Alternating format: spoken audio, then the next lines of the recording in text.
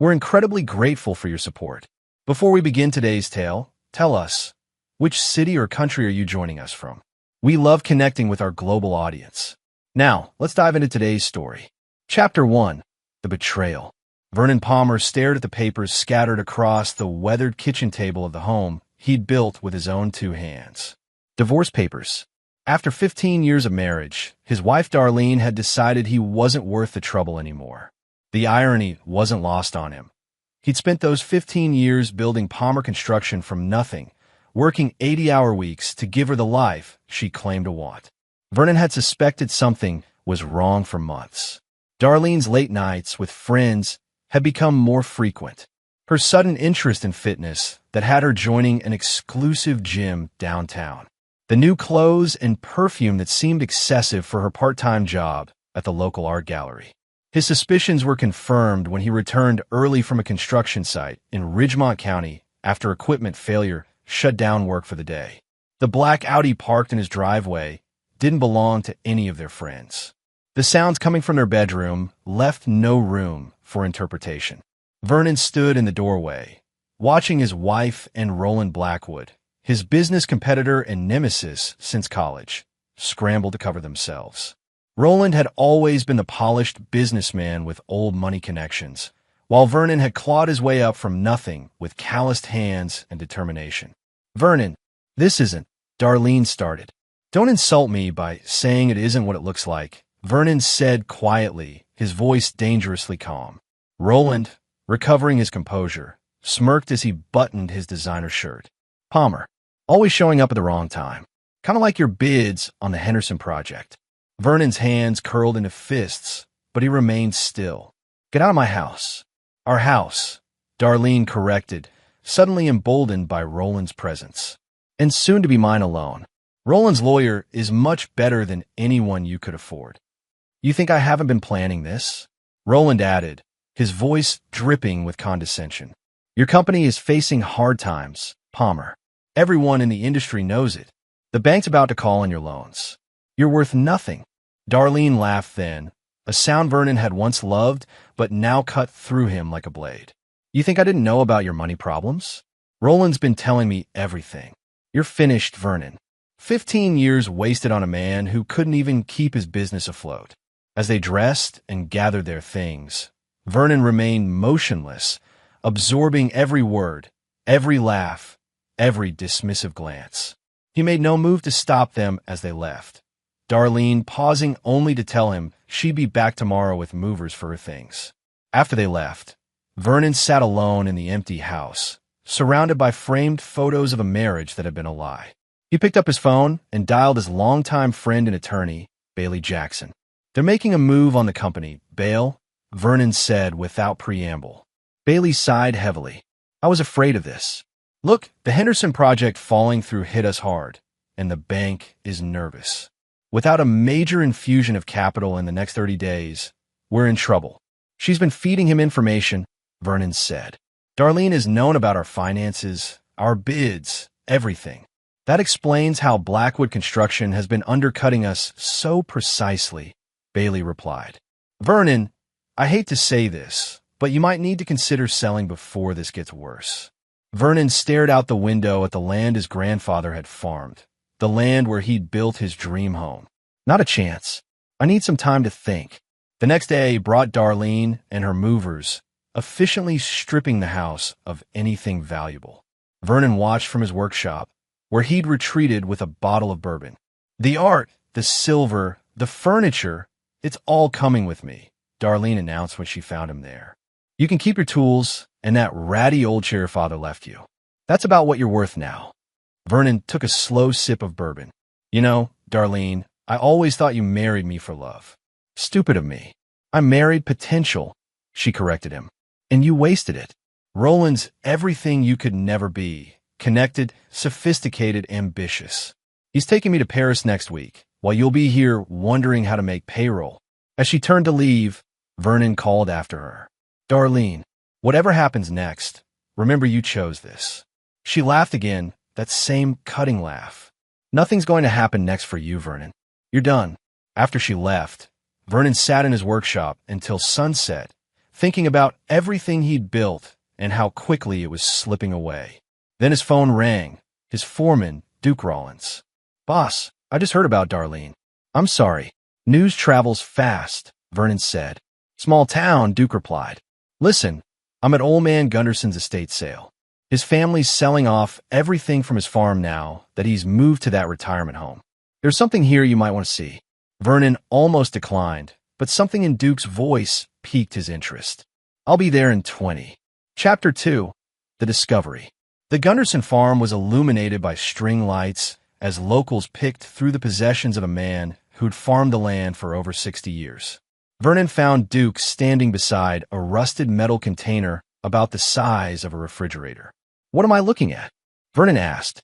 "Old Man Gunderson called it his treasure vault," Duke explained. "Nobody's been able to open it. His son says the old man was always secretive about it, claimed it contained something valuable from a war." Vernon examined the container. It was covered in dirt and rust, with a complex locking mechanism that appeared to be custom-made. "What war?" "The old man wasn't old enough for World War II. Vietnam," Duke said. "Gunderson was Special Forces. Came back different, according to his son." Vernon ran his hand along the container. Something about it called to him. Perhaps the challenge of unlocking its secrets, or simply the distraction it offered from his crumbling life. "They're asking $200 for it," Duke said. "Nobody wants it because it's just a heavy piece of junk without the combination."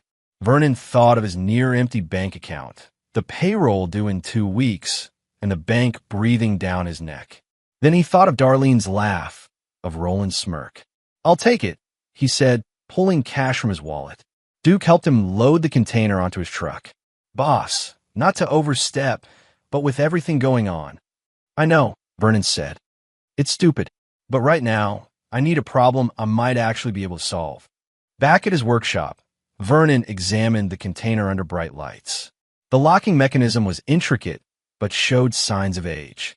As a builder, Vernon had always had an intuitive understanding of how things fit together.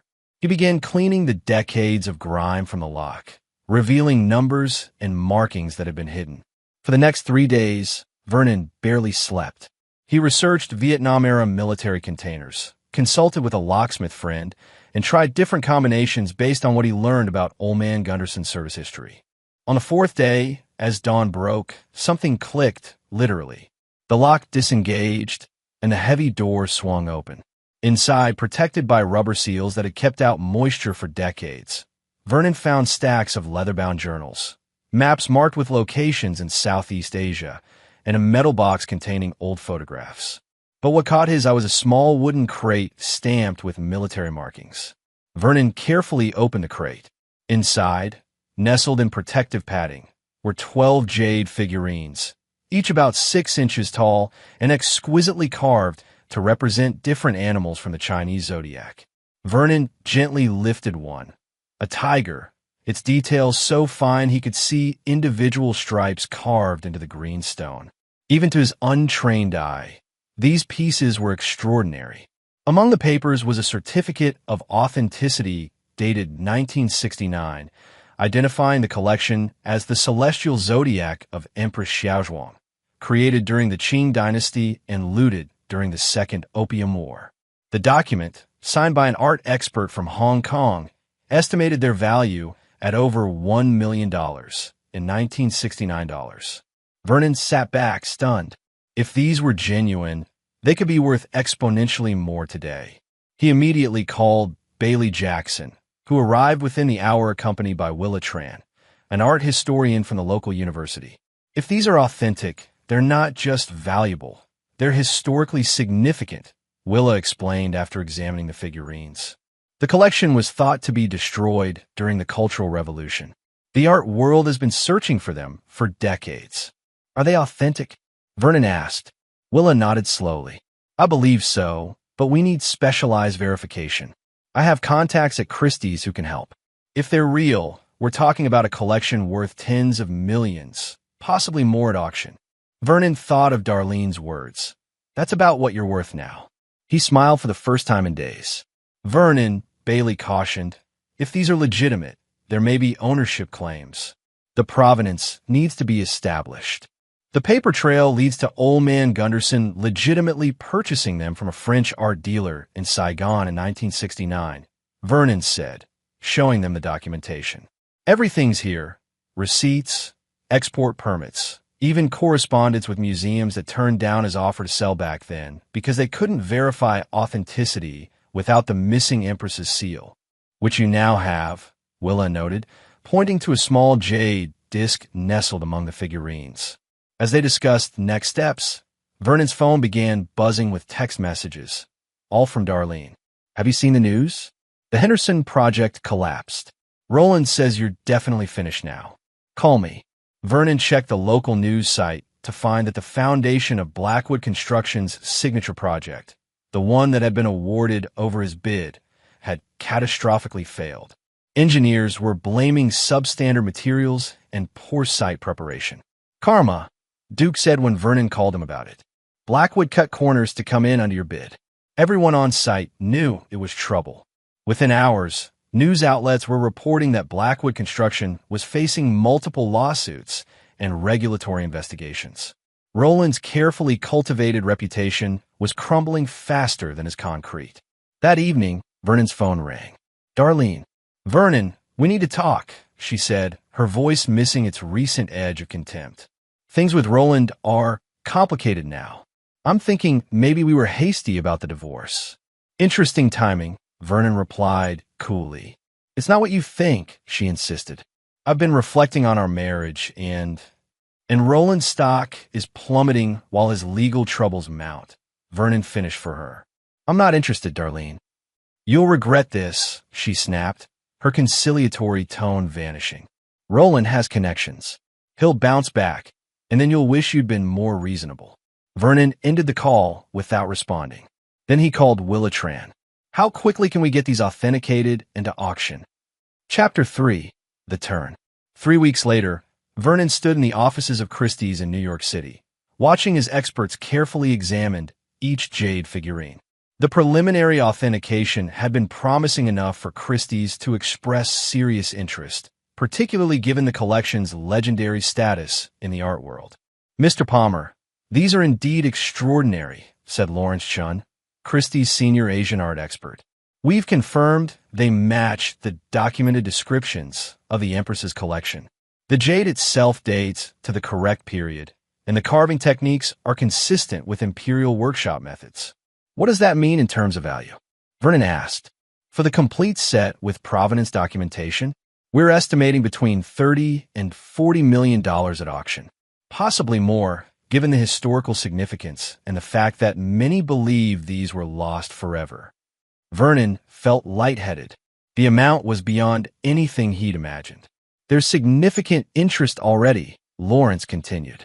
Several museums and private collectors have contacted us since we announced the discovery. We could schedule the auction within 2 months, if that works for you.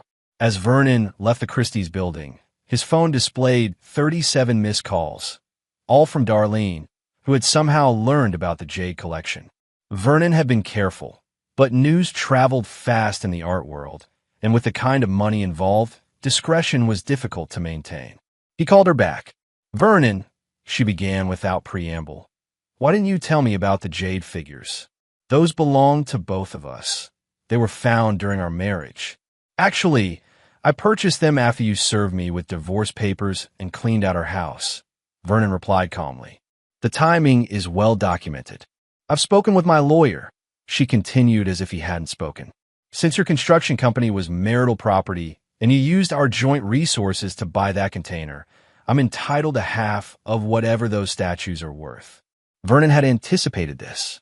Bailey advised me to keep careful records. The purchase was made with cash that I'd withdrawn for business expenses before you filed for divorce. The bank records confirm it. This isn't over, Darlene hissed. Roland has friends in positions that can make your life very difficult. Later that day, Roland himself called. Palmer, he said, his voice attempting its usual smugness despite the strain Vernon could hear. Let's be reasonable men here. I know we've had our differences, but there's no need for this situation to become uglier than it already is. What situation is that? Vernon asked innocently. Don't play dumb. You've stumbled into a fortune while my company is facing temporary challenges. Darlene is still technically your wife. A generous settlement would benefit everyone. I'm feeling generous today, Vernon replied. So here's my offer. Nothing. You took my wife, tried to destroy my company, and laughed about it. Actions have consequences, Roland. You'll regret this, Roland threatened. I still have friends in this town. One call to the right building inspector, and your projects will be shut down indefinitely. One word to the right banker, and your loans get called in. Interesting, Vernon said. Are you admitting to conspiracy and corruption? Maybe I should record our next conversation. Roland hung up without another word. True to his threat, Vernon's main construction project was shut down the next day due to permit irregularities. His bank requested an urgent meeting about his outstanding loans. 2 of his employees were arrested on trumped-up charges related to equipment theft. Vernon had expected retaliation, but the scope of Roland's influence surprised him. Bailey worked frantically to address the legal challenges, while Vernon focused on protecting the Jade collection, moving it to a secure location and accelerating the authentication process. What Roland and Darlene didn't know was that Vernon had been making his own connections. The Henderson project's collapse had created openings for other contractors, and Vernon had been quietly meeting with developers who'd lost confidence in Blackwood construction.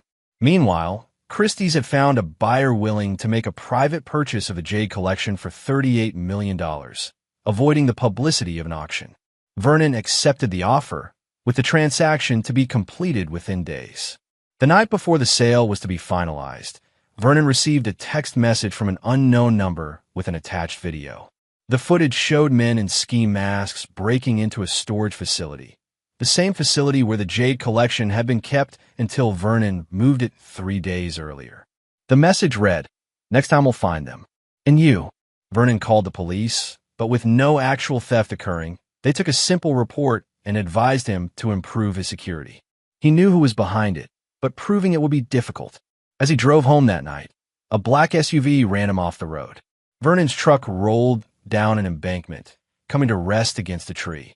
He managed to crawl from the wreckage with only minor injuries. But the message was clear. This had escalated beyond business and divorce. In his hospital room, Vernon made a decision. It was time to stop reacting and start taking control. Chapter 4. The Plan. Vernon checked himself out of the hospital against medical advice, his arm in a sling and determination in his eyes. The Jade collection sale had been finalized remotely. The $38 million now safely deposited in accounts that neither Darlene nor Roland could access. But Vernon knew money alone wouldn't solve his problems. Roland's vendetta had become dangerous, and Darlene's greed made her unpredictable. They wouldn't stop until they had what they wanted or until Vernon was destroyed.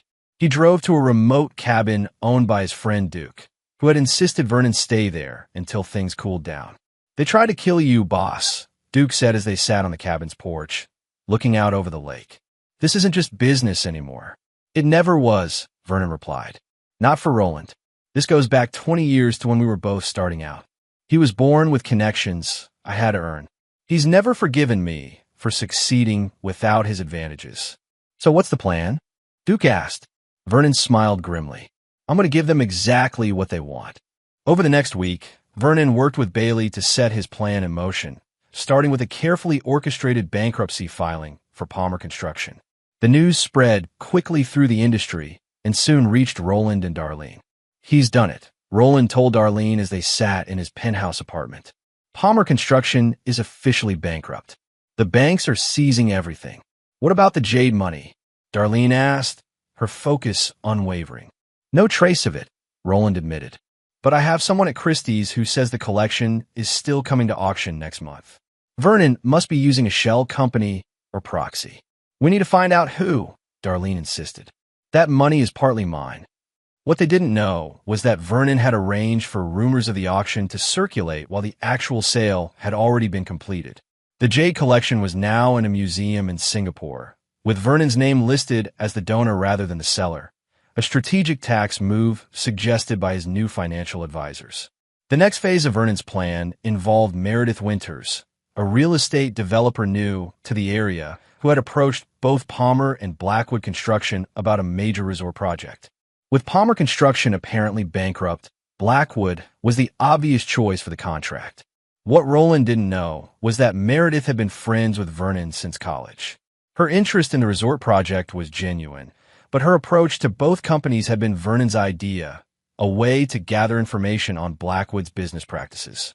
Meredith insisted on unusual contract terms for the resort project, including substantial upfront payments to Blackwood Construction and accelerated timelines that would force Roland to cut corners. Roland, desperate to shore up his company's finances after the Henderson disaster, agreed to everything. He's setting himself up for another failure, Vernon told Bailey as they reviewed copies of the contract Meredith had sent them. When this project collapses, no one will work with Blackwood again. That's a long game, Bailey observed. What about Darlene and her threats? I'm handling that too, Vernon said. He arranged to meet Darlene at their old house, which was now in foreclosure, or so she believed. When she arrived, clearly expecting a weakened Vernon ready to negotiate, she found him calmly drinking coffee on the porch. You look terrible, she said, noting his arm in a sling and the bruises still visible on his face. Roland said there was an accident. Is that what he called it?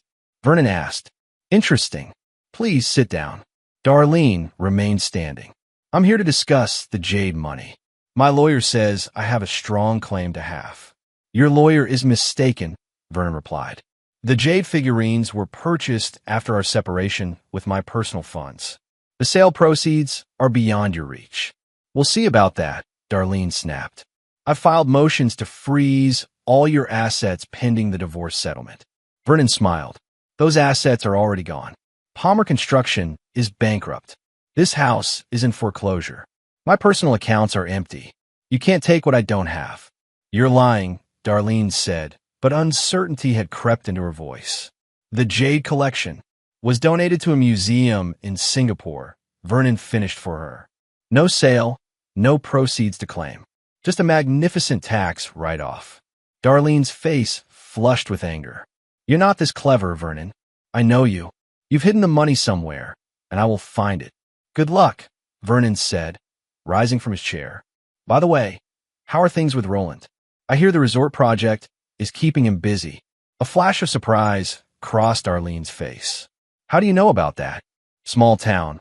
Vernon echoed Duke's word from weeks earlier. News travels fast.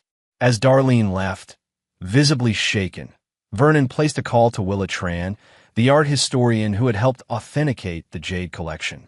It worked, he told her. Darlene took the bait. She believed the collection was donated, not sold. And Roland? Willa asked. Is about to make the biggest mistake of his career, Vernon replied. Chapter 5. The Counterattack. Roland Blackwood was not a man accustomed to failure. The Henderson project collapse had been a setback, but the resort contract with Meredith Winters promised to restore his company's reputation and finances. He drove to the construction site daily, pushing his crews to meet the aggressive schedule he'd agreed to. What he didn't know was that Vernon had embedded several loyal former Palmer Construction employees within Blackwood's workforce. They reported everything back to Vernon. The substandard materials, the skipped inspections, the falsified reports. Meanwhile, Darlene had become increasingly frustrated with both Roland and her stalled divorce proceedings. Vernon appeared to have nothing left for her to claim, while Roland's promises of wealth and status seemed increasingly hollow as he focused obsessively on the resort project. He's never home, she complained to her friend Casey over lunch. And when he is, he's distracted and irritable. This isn't what I signed up for. What did you sign up for? Casey asked pointedly. From where I sit, you left a decent man who built a life with you for someone who promised you more. Vernon was going nowhere, Darlene defended herself. His company was failing. Was it? Casey pressed. Or did Roland make you believe that to get what he wanted? The question lingered with Darlene long after lunch ended. She began looking more closely at the financial information Roland had shown her about Palmer Construction months earlier. Information that had convinced her Vernon was on the verge of bankruptcy. The numbers didn't add up. According to the bank statements Roland had shared, Palmer Construction should have collapsed long before Vernon purchased the Jade collection. Yet the company had continued operating, meeting payroll, and completing projects. Suspicious, Darlene searched Roland's home office while he was at the construction site. Hidden in a locked drawer, she found a folder labeled Palmer Operation, containing correspondence between Roland and several officials. Building inspectors, bank officers, even a judge, all documenting a coordinated effort to undermine Vernon's business. Most disturbing was a recent email discussing the unfortunate accident that had hospitalized Vernon, with Roland authorizing payment to someone identified only as the driver. Darlene felt sick. She had believed Vernon's financial troubles were his own doing, the result of poor business decisions. The reality that Roland had orchestrated a systematic campaign to destroy Vernon, culminating in attempted murder, shook her to her core. As she contemplated her next move, Darlene received a text message from an unknown number. "Meet me at Harlan's Diner at 3 p.m. if you want to know what really happened to the Jade money. Come alone." Curiosity overrode caution, and Darlene arrived at the diner to find Willa Tran waiting in a booth. Vernon didn't donate the Jade collection, Willa revealed after Darlene sat down. That was a cover story. He sold it privately for $38 million. "I knew it," Darlene said, her greed reigniting. "Where's the money?" "Invested," Willa said simply. "Vernon's been buying up properties and businesses around town, including the land for Meredith Winter's resort project." "That's impossible," Darlene protested.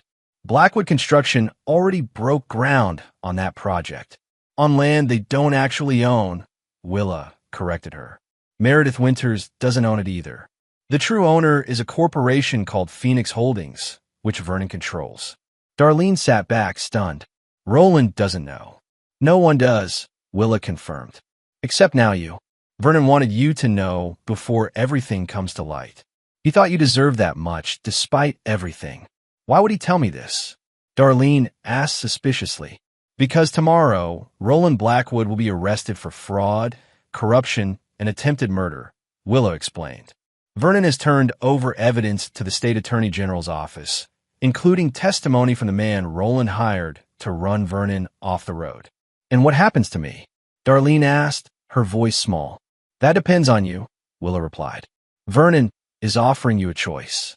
You can align yourself with Roland and face potential accessory charges, or you can sign the divorce papers Vernon's lawyer has prepared, which grant you a reasonable settlement in exchange for releasing all claims to the Jade proceeds, or any of Vernon's current or future assets." Willa slid a thick envelope across the table. "The papers are inside, along with a one-way ticket to anywhere you want to go. Vernon suggests somewhere far from here." After Willa left, Darlene sat alone in the booth for a long time, contemplating her options. By the time she made her decision, the sun had set, casting long shadows across the diner's worn linoleum floor.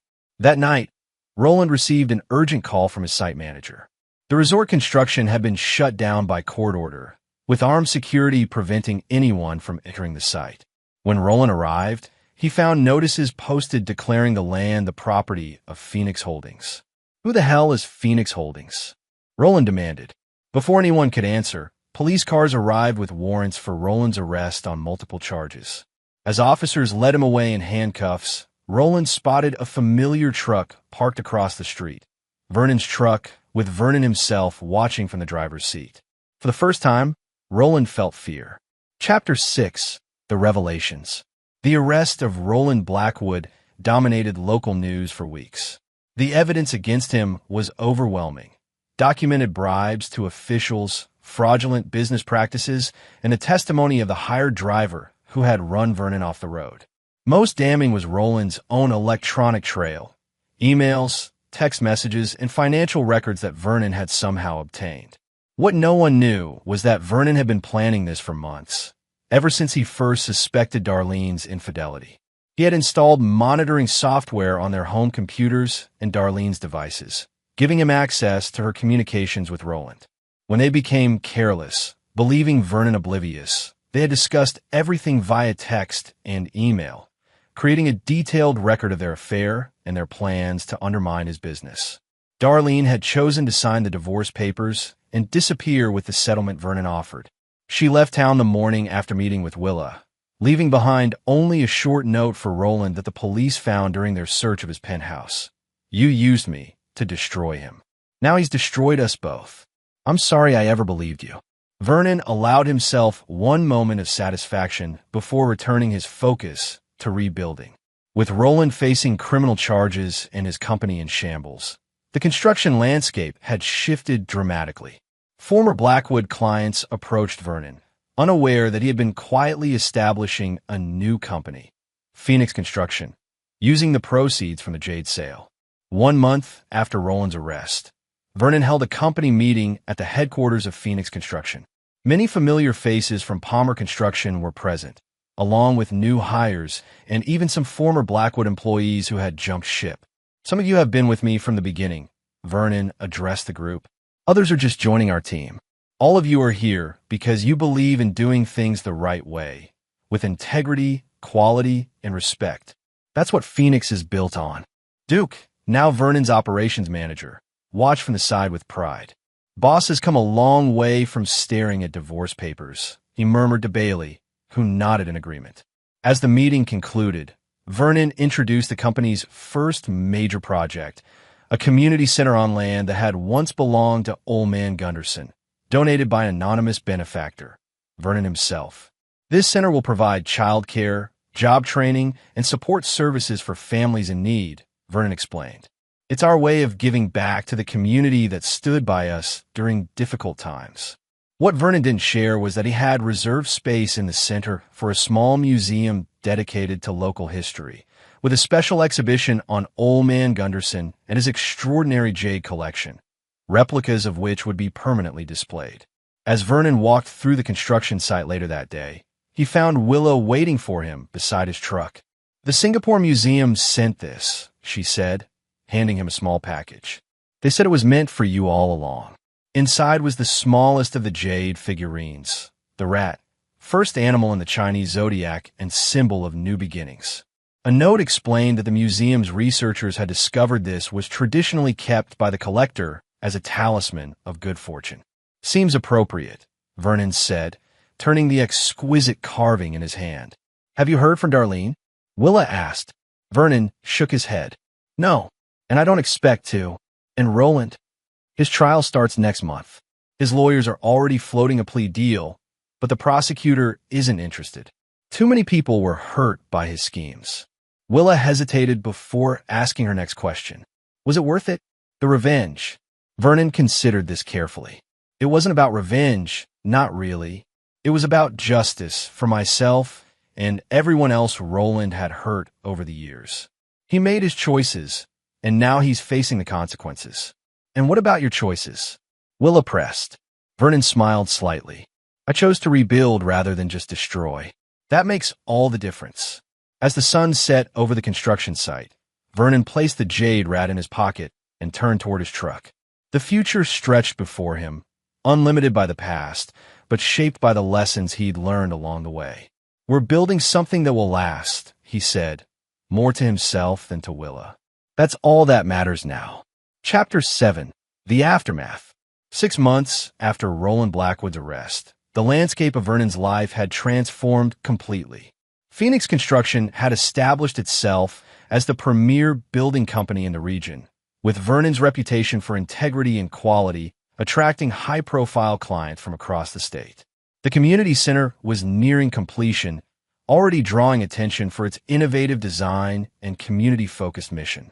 Vernon had expanded the project to include affordable housing units on adjacent land, addressing a critical need in the area.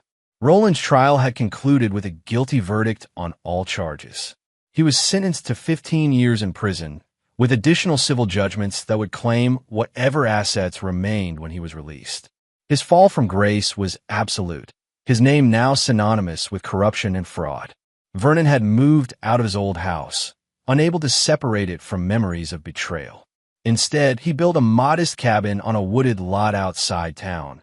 Nothing extravagant, but crafted with the same care he put into all his projects. The jade rat occupied a place of honor on his desk, a daily reminder of how quickly fortune could change. One evening, as Vernon reviewed plans for a new hospital wing Phoenix had been commissioned to build, he received an unexpected visitor. Sheriff Tanner Morris, an old friend who had supported Vernon through the worst of his struggles with Roland. "Evening, Vernon," Tanner said, declining Vernon's offer of coffee. "This isn't a social call, I'm afraid." Vernon set aside his blueprints. "What's going on, Tanner?" "I got a call from police in Charleston," Tanner said gravely. "They found Darlene." Vernon felt an unexpected pang. Despite everything, he had hoped she would start fresh somewhere. "Is she in trouble?" "She's dead, Vernon," Tanner said bluntly. "Apparent suicide. She left a note, and—" He hesitated. "And what?" Vernon prompted. "A confession. Detailed everything Roland did, including her part in it. She claimed you planted evidence against Roland, manipulated everything to bring him down." Vernon's expression didn't change. "Is that why you're here?"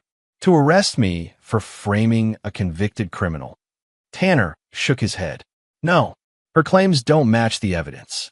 Roland was guilty of everything he was convicted of. The paper trail is clear, but she did raise questions about how that evidence came to light. And you want answers," Vernon concluded. "Not officially," Tanner clarified. "Off the record, friend to friend. Did you orchestrate all of this, Vernon? The Jade collection, the bankruptcy, Meredith Winter's project. Was it all part of your plan?" Vernon was silent for a long moment, looking out the window at the darkening forest. "Would it matter if I did? Roland tried to destroy me, steal my company, and when that wasn't enough, he tried to have me killed. He got what he deserved." "That's not an answer," Tanner observed. "It's the only one I have," Vernon replied. "Whatever happened, justice was served. Roland's victims got closure. The community is benefiting from Phoenix's success. Isn't that what matters?" Tanner studied his old friend carefully. "The Vernon Palmer you knew died the day he found his wife in bed with his enemy," Vernon said quietly. "I had to become someone else to survive." Tanner nodded slowly. "I suppose we all have our breaking points. For what it's worth, I'm sorry about Darlene." "So am I," Vernon admitted. "Despite everything, I never wanted it to end that way for her." After Tanner left, Vernon sat alone with his thoughts. Darlene's death had reopened wounds he thought had healed.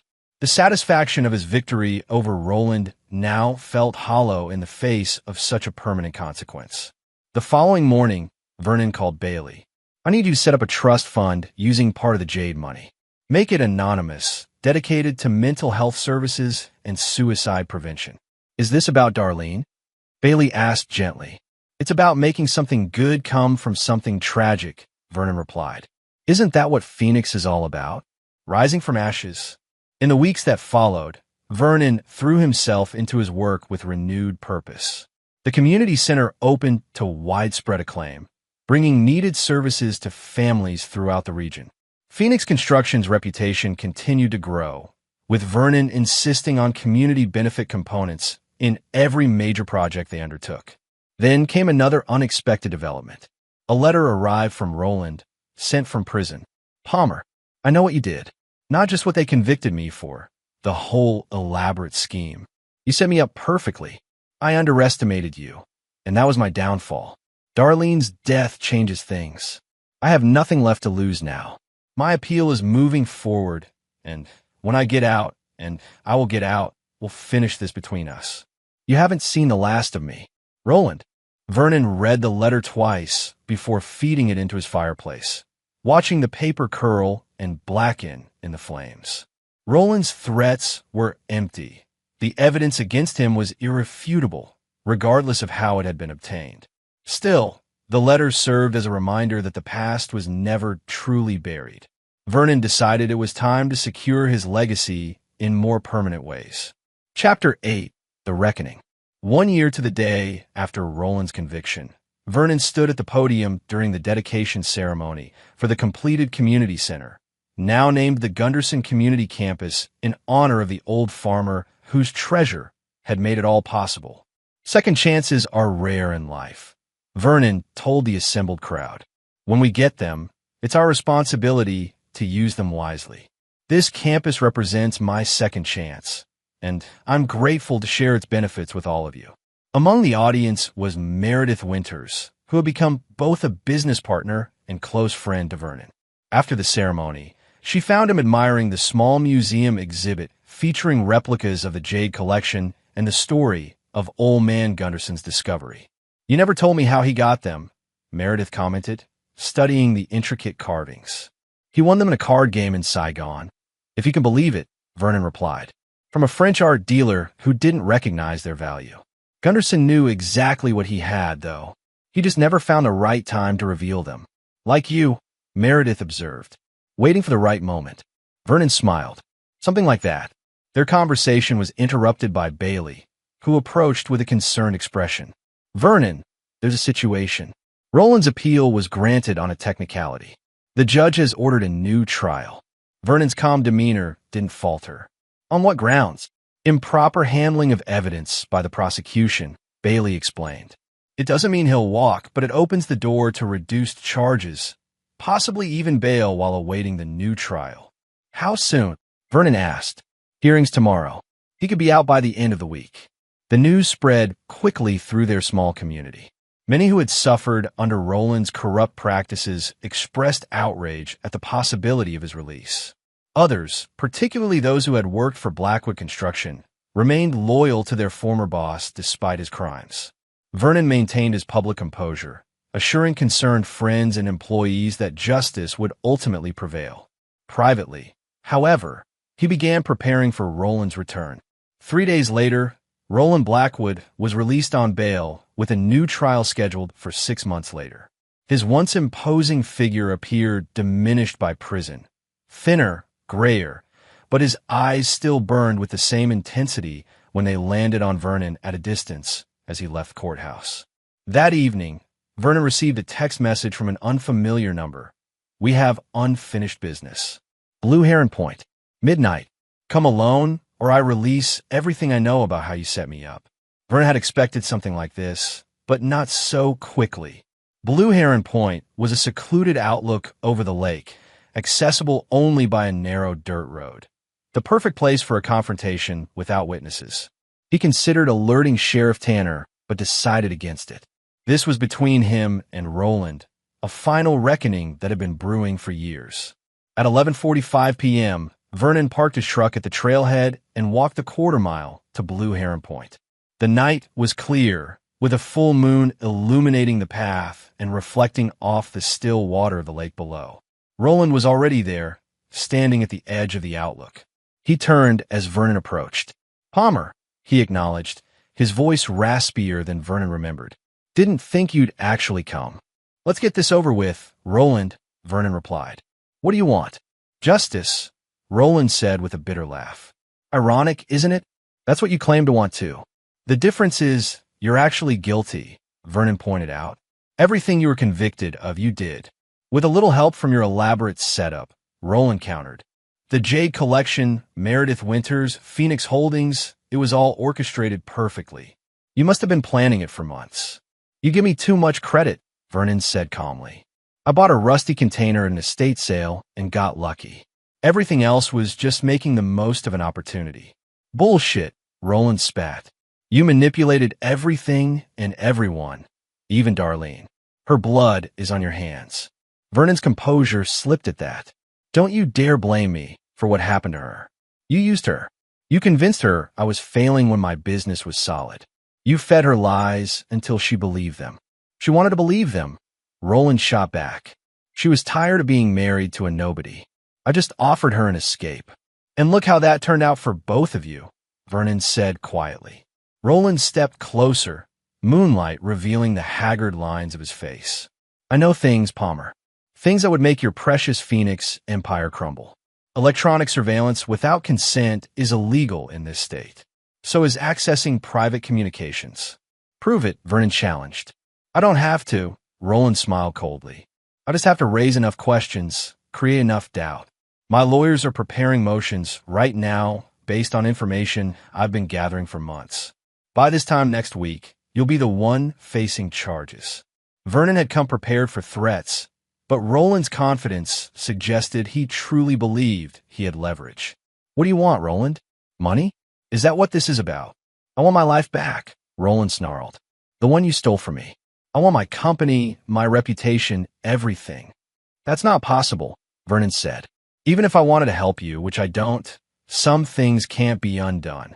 Then I'll settle for watching you lose everything, just like I did, Roland threatened. Starting with Phoenix Construction. By the time I'm done, no one will hire you to build a doghouse. As Roland spoke, he had been gradually backing Vernon toward the edge of the outlook. Now, with a sudden movement, he lunged forward, grabbing Vernon's jacket with both hands. Maybe I'll just finish what that driver started, Roland hissed, pushing Vernon dangerously close to the drop-off. Accidents happen all the time on these trails. Vernon didn't resist. Instead, he spoke calmly. Before you do anything stupid, there's something you should know. I'm not alone. Roland hesitated, his grip loosening slightly. You're bluffing. Vernon shook his head. Sheriff Tanner and 2 deputies are watching right now. I'm wearing a wire, and this entire conversation is being recorded. You're lying, Roland insisted, but uncertainty had crept into his voice. Roland Blackwood, came Sheriff Tanner's voice from the darkness behind them. Release him and step back. You're under arrest for assault and attempted murder. Roland's face contorted with rage as he realized he'd been outmaneuvered once again.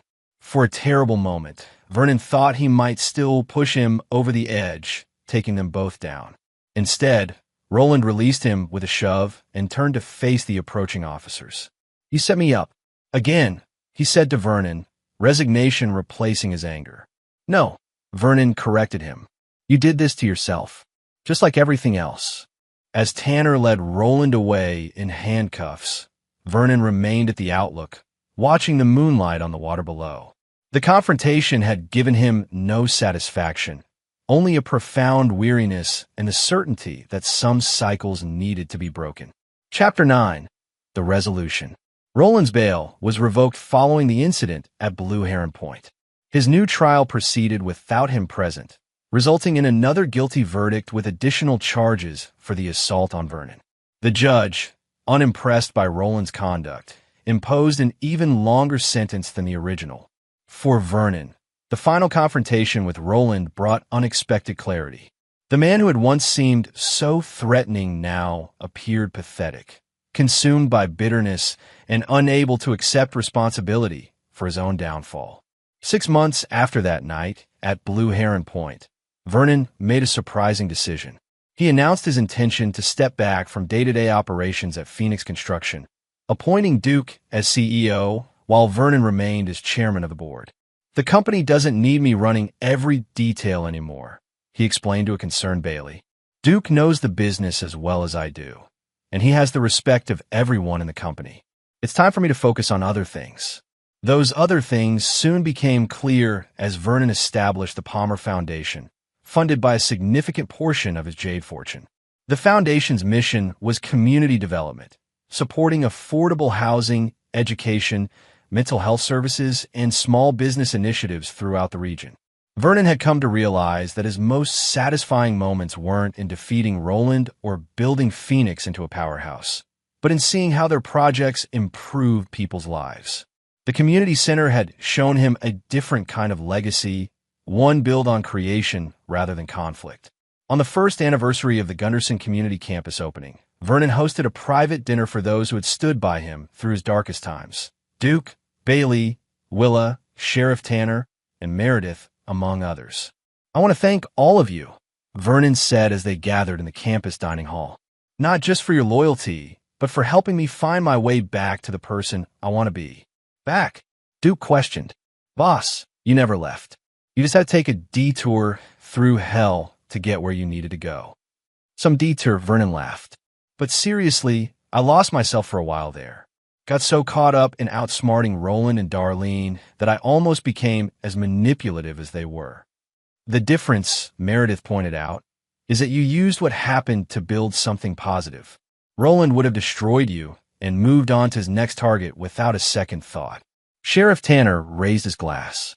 To second chances and using them wisely. As the evening wound down, Willa pulled Vernon aside. Have you heard from the museum in Singapore? They're doing a special exhibition on recovered artifacts, featuring the Jade Collection. Vernon nodded. They invited me to the opening. I'm thinking of going, my first real vacation in years. You should, Willa encouraged him. It would bring everything full circle. 2 weeks later, Vernon stood in the gleaming museum gallery, surrounded by the jade figurines that had changed his life. They were beautifully displayed, with detailed information about their history and the extraordinary journey that had brought them from imperial China to a farmer's rustic container in rural America. A small plaque acknowledged Vernon Palmer as the collection's discoverer and donor, though only he knew the full story behind that simple description. As he studied the tiger figurine, his personal favorite with its fierce expression and fluid movement, Vernon felt a sense of peace that had eluded him for years. The anger that had driven him, the need for vindication and revenge, had finally dissipated. He reached into his pocket and felt the small jade rat that the museum had gifted him. Its smooth surface, worn from his habit of holding it during difficult decisions, had become a tangible reminder of transformation and new beginnings. On his return home, Vernon found the community buzzing with news. Roland Blackwood had died in prison from a heart attack, taking whatever remaining threats and secrets with him. The news prompted Vernon to visit Darlene's grave for the first time, leaving a single rose and a silent acknowledgement of their shared past, both the years of building a life together and the painful end. That evening, Vernon sat on the porch of his cabin, watching the sunset paint the sky in brilliant oranges and reds. The jade rat rested on the small table beside him, catching the last golden light of day. His phone rang. Duke, calling with updates about a new Phoenix project. Everything's on track, boss, Duke reported. Foundation solid. We're ready to build. Good to hear, Vernon replied, smiling at the unintentional metaphor. After all they'd been through, that's exactly what they had, a solid foundation ready to support whatever came next. As darkness fell, Vernon remained on the porch, contemplating the stars appearing one by one above the trees. The path that had led him here had been neither straight nor easy, but he had emerged stronger and wiser for having traveled it. The pile of junk from a farmer's estate sale had indeed made him a millionaire, but Vernon's true fortune lay in what he had built from the ruins of his old life. Not just a successful company or charitable foundation, but a new understanding of himself and what truly mattered. The revenge that had once consumed him now seemed like a distant memory, less important than the life he was creating day by day.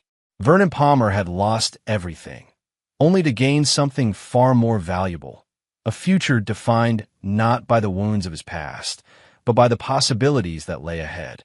In the quiet of the evening, with the weight of old grudges finally lifted from his shoulders, Vernon made a silent promise to himself to move forward with the same determination that had carried him through his darkest days, but guided now by creation rather than retribution.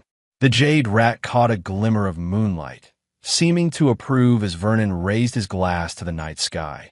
A toast to endings and beginnings, to lessons learned and wisdom earned, and to the unpredictable journey that had brought him home at last. Epilogue, 20 years later. The morning air carried a crisp autumn chill as Vernon Palmer, now in his early 70s, walked slowly along the path that wound through Gunderson Memorial Park. His steps were more measured these days, his once dark hair now completely silver, but his eyes remained as sharp and observant as ever. He nodded to familiar faces, parents with children heading to the community center, seniors using the walking track, young entrepreneurs hurrying to the small business incubator that occupied the east wing of the campus. 20 years had passed since the events that had transformed not only Vernon's life, but the entire community. What had begun as the Gunderson Community Campus had expanded over 2 decades into a sprawling complex that served as the heart of the town. The Palmer Foundation, now one of the largest philanthropic organizations in the state, had funded additions and improvements almost yearly, each one designed to address evolving community needs. Vernon settled on a bench overlooking the central plaza, where a bronze statue of Old Man Gunderson stood, depicted as he had been in life, lean and weathered, with observant eyes that seemed to take in everything around him. The plaque at the base told a carefully curated version of the Jade Collection's discovery and its impact on the community, omitting the more complex and painful aspects of the true story. Few people remembered those details now.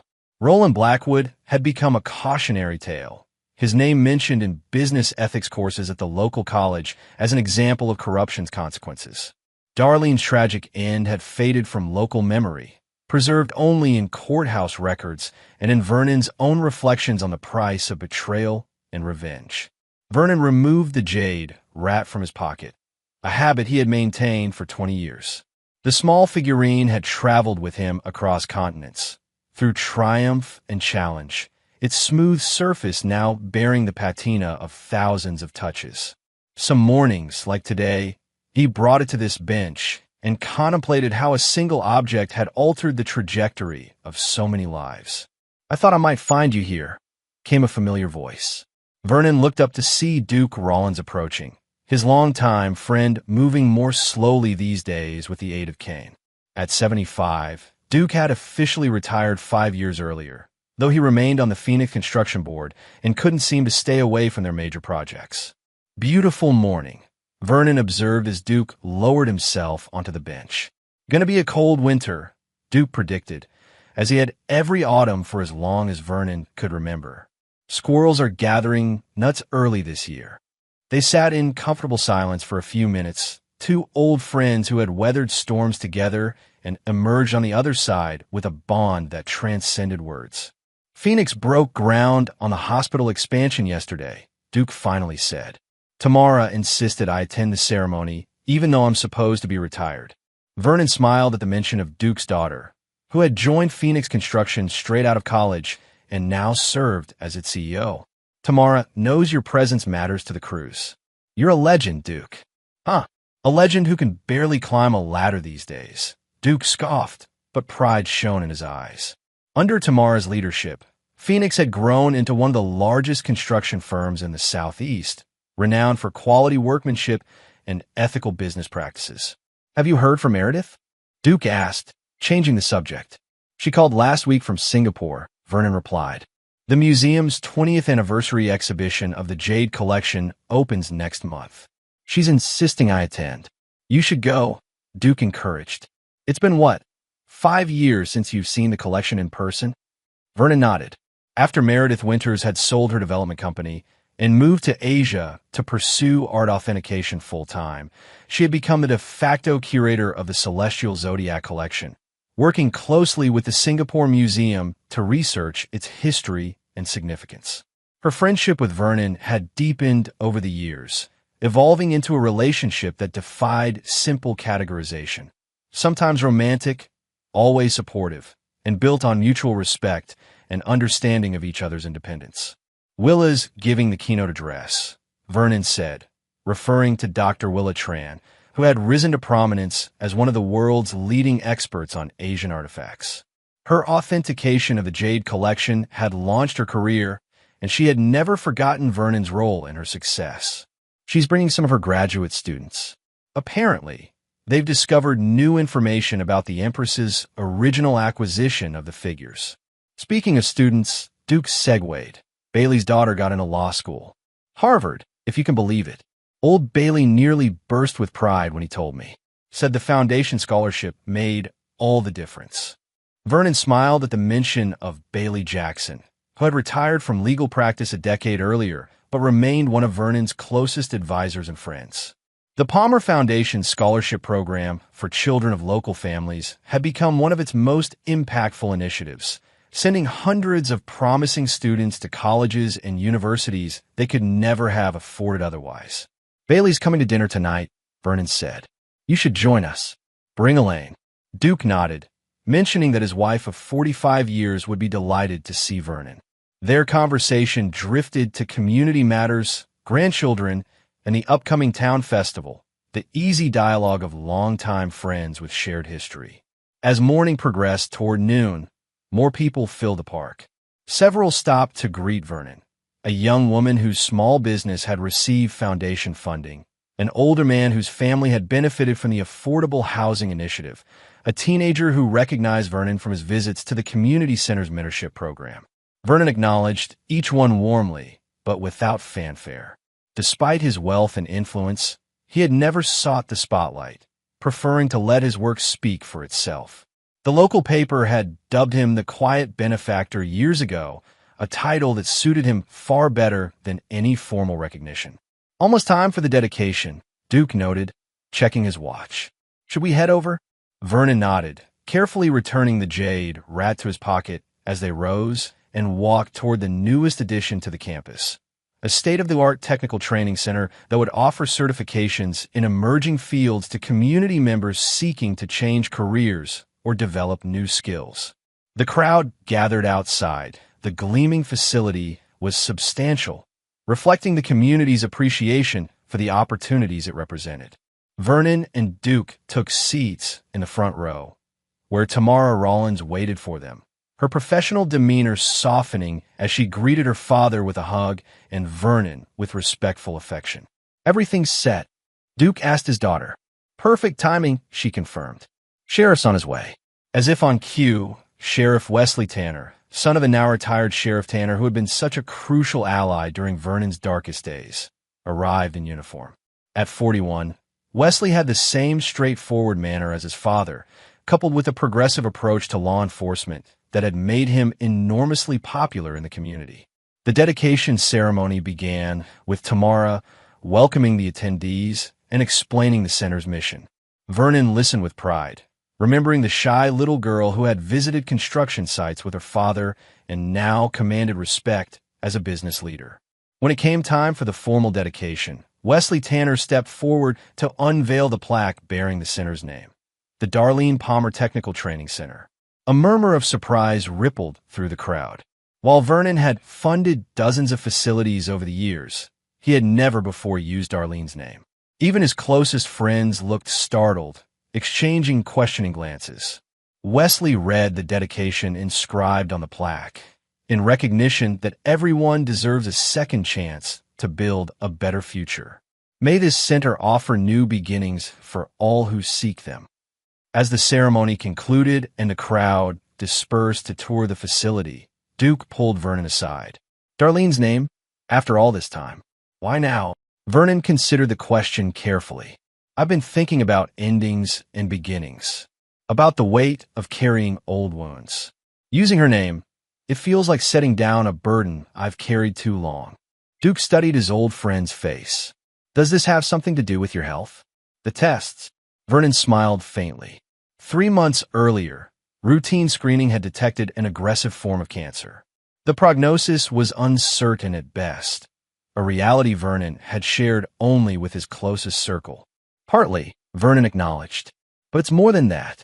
I've spent 20 years trying to build something positive from what happened." Using her name completes that circle somehow. Before Duke could respond, they were approached by a young reporter from the local paper, eager for comments about the new facility. Vernon answered her questions patiently, deflecting personal inquiries with practiced ease. As the reporter turned to leave, she asked one final question. "Mr. Palmer, you've transformed this community over the past 20 years. What motivated you to invest so much in this particular town?" Vernon considered the many possible answers. The complex truth of revenge turned to redemption, the J Collection's unexpected fortune, the desire to rebuild what Roland had tried to destroy. Instead, he offered the simplest and most honest response. "This is home," he said, "and home is worth investing in." Later that evening, Vernon hosted dinner at his cabin, which remained largely unchanged despite his considerable wealth. He had expanded the kitchen and added a sunroom overlooking the lake, but otherwise maintained the modest scale and rustic character that suited his nature. The gathering included his closest friends, Duke and his wife Elaine, Bailey Jackson, and Sheriff Wesley Tanner with his wife Kate. The conversation flowed easily through dinner, touching on community news, family updates, and reminiscences of shared experiences over the decades. As the evening progressed, Bailey raised his glass in a toast. "To the Darlene Palmer Technical Training Center. A surprise to us all, but a fine addition to your legacy, Vernon." "I've been meaning to ask," Wesley said, his expression thoughtful. "Most people don't know the full story of what happened with Blackwood and your ex-wife. My father never shared all the details, even with me. With this dedication, I wonder if you're finally ready to tell that story." A hush fell over the table as everyone awaited Vernon's response. For 20 years, he had maintained a dignified silence about the darkest chapter of his life, allowing the public narrative to focus on his philanthropic works rather than the painful events that had preceded them. There's no single version of that story, Vernon said finally. Roland would tell it one way, Darlene another. Even I see it differently now than I did then. How do you see it now? Kate asked gently. Vernon gazed out the window at the moonlight reflecting on the lake, the same view that had comforted him on countless nights of reflection. I see three people who hurt each other badly. I see mistakes and misjudgments on all sides. And I see how easy it is to become the very thing you're fighting against if you're not careful. You were justified, Duke interjected loyally. After what they did. Perhaps, Vernon conceded. But justification isn't the same as wisdom. I got so caught up in outsmarting Roland that I lost sight of who I wanted to be. Using Darlene's name on the center, it's a reminder that our choices define us, not what others do to us. Dad would understand, Wesley said quietly. He always believed in your fundamental decency, even when he questioned some of your methods. Vernon smiled at that. Tanner Morris, the former sheriff, had passed away peacefully 5 years earlier, leaving behind a legacy of integrity that his son carried forward. Your father was a good man and a true friend. I miss his perspective. The conversation gradually shifted to lighter topics as the evening wound down. One by one, the guests departed until only Bailey remained, lingering over a final glass of bourbon. I filed the paperwork for the trust revisions, Bailey said once they were alone. Everything's arranged as you requested. Vernon nodded his thanks. In light of his diagnosis, he had spent weeks restructuring his affairs, ensuring that the foundation would continue its work long after he was gone. The medical trust is set up too, Bailey continued. The research funding is guaranteed for 30 years, focusing on the type of cancer you're battling. Even if it comes too late for you, others will benefit. That's the idea, Vernon said simply. Bailey hesitated before asking, have you given any thought to reaching out to Darlene's family? With the center dedication, they might appreciate hearing from you. Vernon shook his head. Her sister made it clear years ago that they wanted no contact. I'm respecting that wish. The dedication is enough.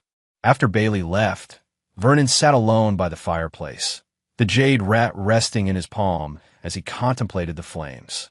His thoughts drifted to a question Wesley had asked earlier. Was he finally ready to tell his story? Perhaps he was, but not in the sensationalized manner the media would prefer. Over the past several months, as he'd faced his mortality, Vernon had been working on a manuscript. Not an autobiography, but a guide to building community through strategic philanthropy, using his own experiences as case studies without dwelling on the personal drama. The manuscript, nearly complete, rested on his desk in the small study adjacent to the living room. He had titled it simply, Building from Broken Places, a Guide to Community-Centered Philanthropy. Vernon had arranged for its publication posthumously, with proceeds directed to the foundation. It would be his final legacy, not the story of how jade figures made him a millionaire or how he orchestrated an elaborate revenge, but a practical blueprint for others who wish to make a meaningful difference in their communities. Rising from his chair, Vernon moved to the sunroom, drawn to the peaceful view of the moon-dappled lake. His reflection in the glass showed a man aged by time, but unburdened by the anger that had once consumed him. Whatever time he had left, whether months or years, he would continue the work of building rather than breaking, creating rather than destroying. The jade rat felt warm in his hand, as if absorbing and returning his body heat. Vernon smiled, remembering Old Man Gunderson and wondering if the old farmer had ever imagined how his treasure vault would transform not just one life, but an entire community. Some might call it luck or fate or divine intervention that had led Vernon to that estate sale 20 years ago. Vernon preferred to see it as a reminder that opportunities for redemption could appear in the most unexpected places, even in a rusted metal container purchase for $200 on a desperate night. The following morning began like most others for Vernon, coffee on the porch, reviewing foundation reports, and answering correspondence. By mid-morning, he had a visitor, Marissa Oakes, the foundation's executive director who had started as Vernon's assistant 15 years earlier and proven herself indispensable. The board approved all your recommendations for next year's initiatives, Marissa reported, spreading documents across the kitchen table. They were particularly enthusiastic about the expanded mental health services. Vernon reviewed the materials with his customary thoroughness, asking pointed questions about implementation timelines and community involvement. Despite his illness, he remained fully engaged in foundation operations, determined to ensure its effectiveness long after his guidance ended. There's something else, Marissa said, hesitating slightly. A letter arrived at the office yesterday. From Singapore. She handed Vernon an elegant envelope bearing the museum's official seal. Inside was a formal invitation to the 20th anniversary exhibition of the Celestial Zodiac Collection, accompanied by a handwritten note from the museum director.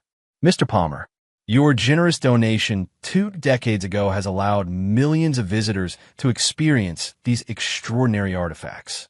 More importantly, your insistence that the collection remain intact rather than being sold to private collectors has preserved an irreplaceable cultural treasure. We would be honored if you would allow us to recognize your contribution by naming our East Asian Gallery in your honor during the anniversary celebration. Dr. Tran and Ms. Winters have both endorsed this recognition, and we hope you will accept. With deepest respect, Director Chun. Vernon read the note twice, unexpectedly moved by the recognition. He had never sought acclaim for his donation, preferring to remain in the background. The Jade Collection's journey from a farmer's metal container to international prominence had always seemed sufficient reward. Will you accept? Marissa asked, knowing Vernon's usual reluctance toward public honors. Vernon considered the question carefully. Yes, he decided. I think it's time. Marissa looked surprised, but pleased. I'll make the travel arrangements. Dr. Tran suggested you might want to arrive a few days early for a private viewing before the crowds. After Marissa left with her instructions, Vernon called Meredith in Singapore. Despite the time difference, she answered immediately. You knew about the gallery naming, he said without preamble.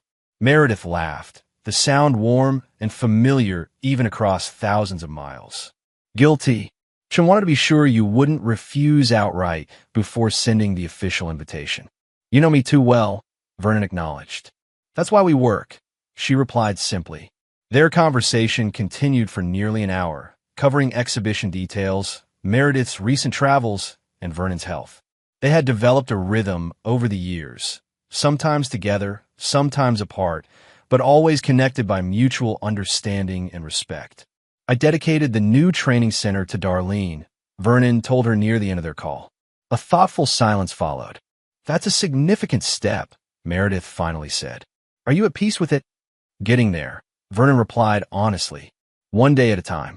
After they said their goodbyes, Vernon drove into town for his foundation office hours, a weekly tradition where community members could bring ideas or concerns directly to him. Today's schedule included meetings with the high school principal about expanded vocational programs, a local entrepreneur seeking guidance on a sustainable farming initiative, and a community health worker with proposals for elder care services. As Vernon parked outside the foundation's offices, located in a renovated historic building on Main Street, he noticed a new mural being painted on the adjacent wall. The artist, a young woman who had received one of the foundation's first art scholarships years earlier, was depicting the town's evolution from its agricultural roots to its current renaissance. Vernon paused to admire her work, particularly the segment showing the Gunderson Community Campus surrounded by families and bustling activity. The artist had captured not just the buildings, but the spirit of community they fostered. What do you think, Mr. Palmer? The artist asked, noticing his attention.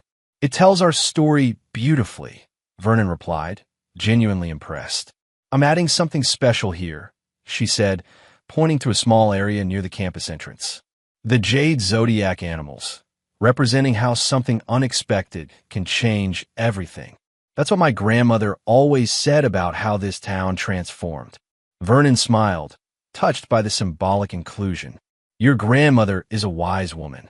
She worked at Palmer Construction back in the day, the artist explained.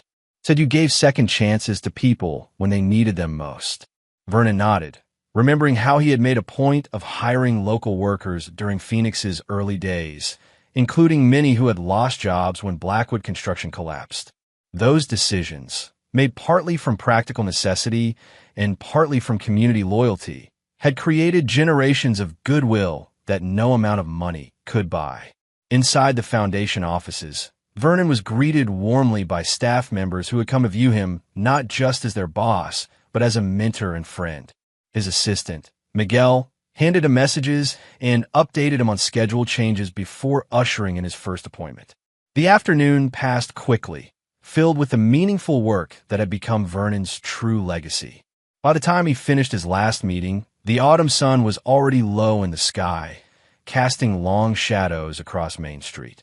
As Vernon left the building, he paused once more to look at the mural, now illuminated by the golden light of sunset. The artist had continued working through the afternoon, adding details that brought the scene to life. "It's coming along beautifully," he told her. "Thanks," she said, setting down her brush. "I'm trying to capture how one person's choices can ripple through an entire community. How building something positive can inspire others to do the same." Vernon couldn't have expressed his life's philosophy more perfectly. "That's exactly right," he said quietly. "That's exactly right."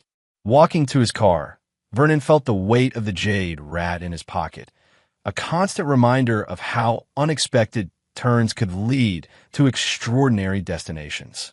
Whatever time he had remaining, he would continue following the path he had chosen 20 years earlier, building a legacy not of revenge, but of renewal, creating opportunities for others to transform their own lives just as he had transformed his. As he drove home through the town that had both shaped him and been reshaped by him, Vernon Palmer felt a profound sense of contentment. The betrayal that had once defined him had become merely the first chapter in a much longer, richer story, one still being written in the lives of everyone touched by his journey from broken man to community builder. The Jade Rat, like Vernon himself, had traveled far from its origins. Both had found their true purpose not in what they had endured, but in what they had become afterward, symbols of resilience, transformation, and the enduring power of second chances. And there you have it. Another story comes to an end. What did you think? I'd love to hear your thoughts in the comments below. If you enjoy this story, consider joining our community by subscribing. It means the world to us. For more stories like this one, check out the recommended videos on screen. And I'll see you there.